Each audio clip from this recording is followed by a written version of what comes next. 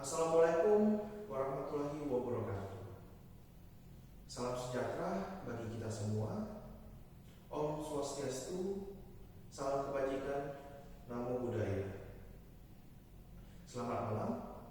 Perkenalkan, saya Maxel Kurniadi dari Universitas Internasional Batam.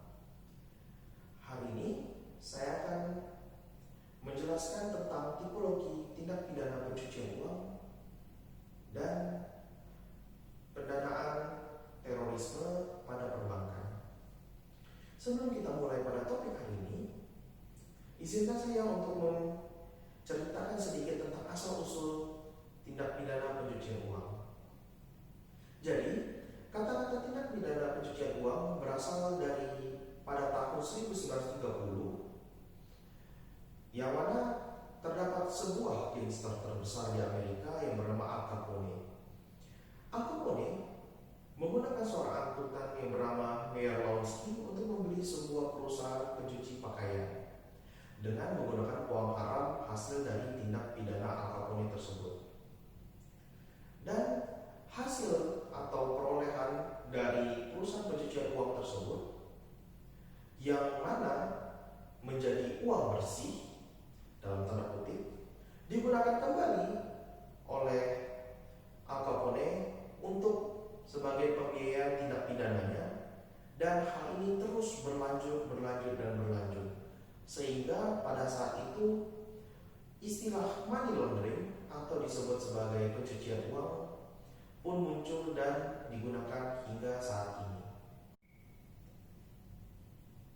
Definisi dari tindak pidana pencucian uang menurut Pamela H. Bussey adalah sebuah tindakan yang menyembunyikan keberadaan sumber ilegal, uang ilegal dengan cara sedemikian rupa sehingga uang tersebut atau sumber tersebut bisa dikatakan sah jika suatu saat diketemukan.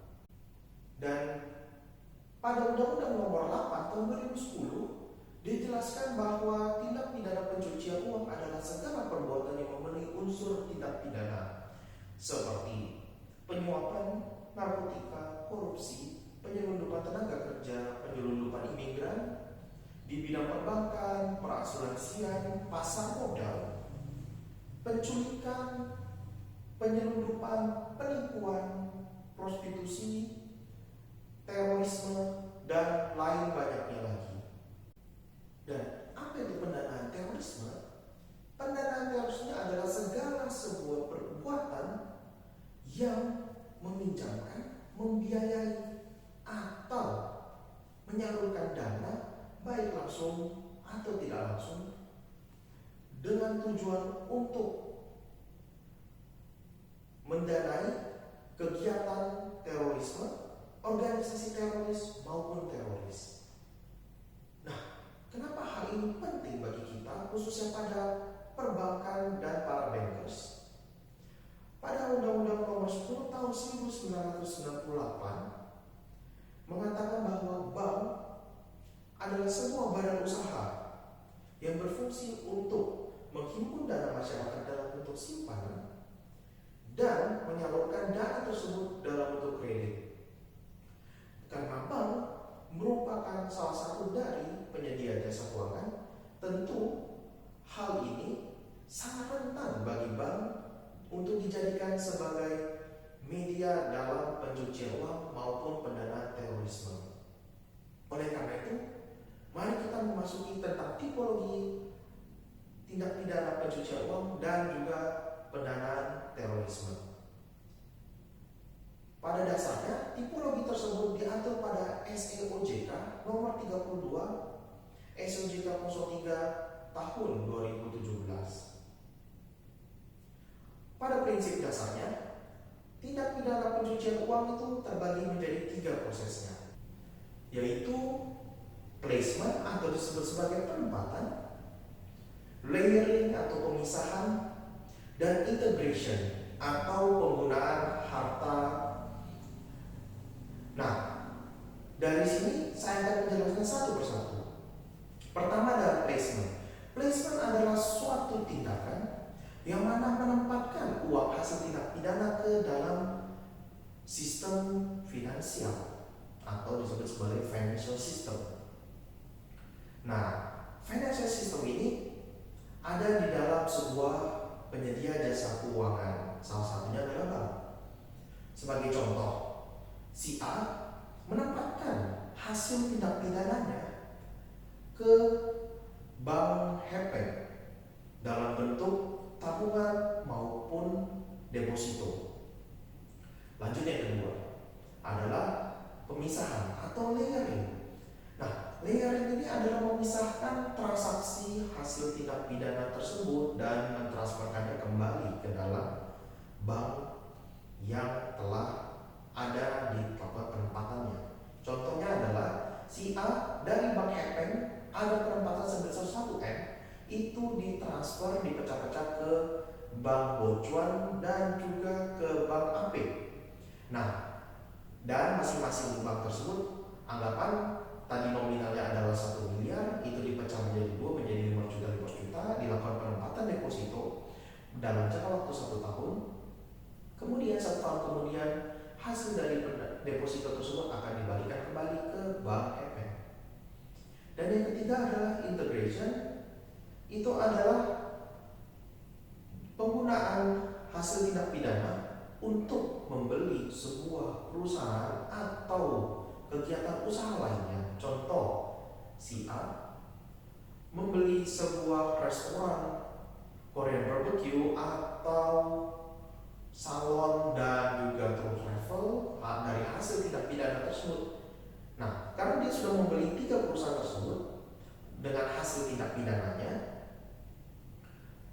setahun kemudian keuntungan yang diperoleh dari ketiga hasil tersebut adalah menjadi uang yang bersih, sehingga uang tersebut bisa dipakai lagi secara legal untuk dijadikan sebagai uang biaya tindak pidana oleh si A tersebut. Dan juga ada pun modus-modus tindak pidana pencucian uang adalah sebagai berikut. Yang pertama adalah smurfing. Jadi, smurfing itu adalah kegiatan untuk menghindari pelaporan dengan cara memecahkan transaksi dengan menggunakan banyak pelaku. Contohnya, si A ingin memecahkan transaksi 1 miliar tersebut menjadi 200 juta dengan menggunakan 5 orang pelaku. Contoh si B, si C, si D, dan si F. Nah, uang 2 juta tersebut masing-masing diberikan kepada mereka dan ditransferkan mereka kepada si A. Yang kedua adalah structuring. Jadi structuring ini adalah kegiatan untuk menghindari pelaporan dengan memecahkan transaksi menjadi lebih kecil. Contohnya, si A memecahkan transaksi 1 miliar menjadi 100 juta dan mentransferkannya sebanyak 10 kali dalam waktu yang berbeda secara acak. Kemudian yang ketiga adalah U-turn. U-turn adalah kegiatan untuk mengaburkan asal-usul dan juga memutarbalikkan. Sesuai dengan namanya, U berarti dia memutarbalikkan hasil kegiatan tindak pidana tersebut menjadi uang sah dengan cara contoh sebagai berikut.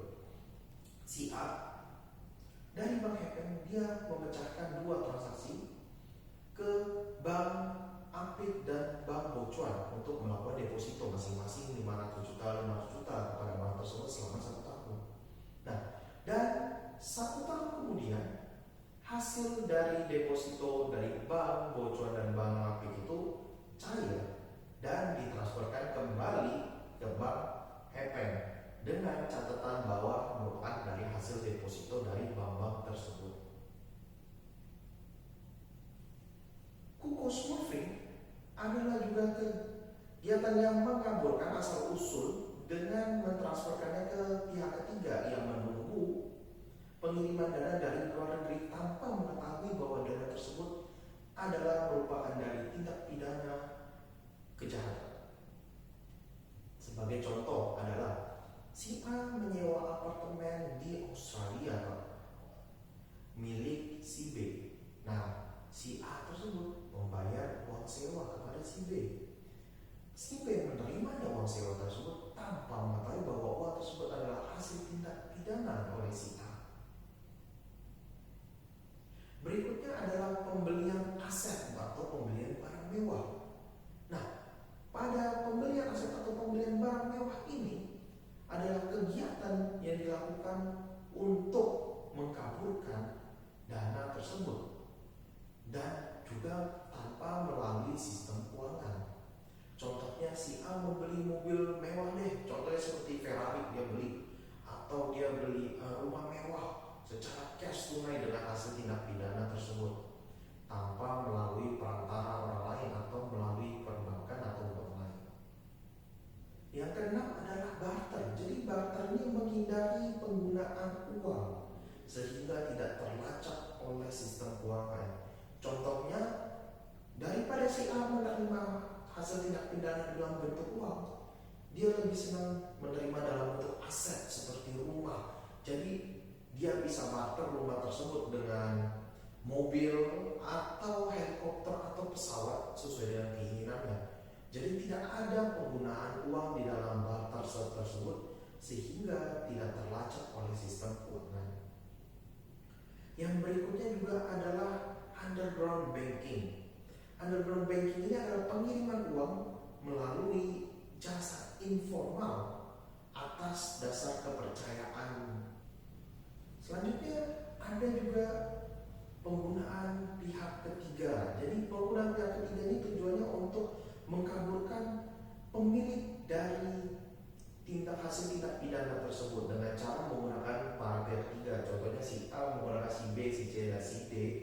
Dia memberikan duit kepada si A, si B, dan si C sehingga suatu penyedia jasa keuangan dan sistem keuangan tidak mengetahui bahwa uang tersebut ini merupakan dari si A, tetapi uang tersebut ini diketahui adalah milik si B, si C, dan si D.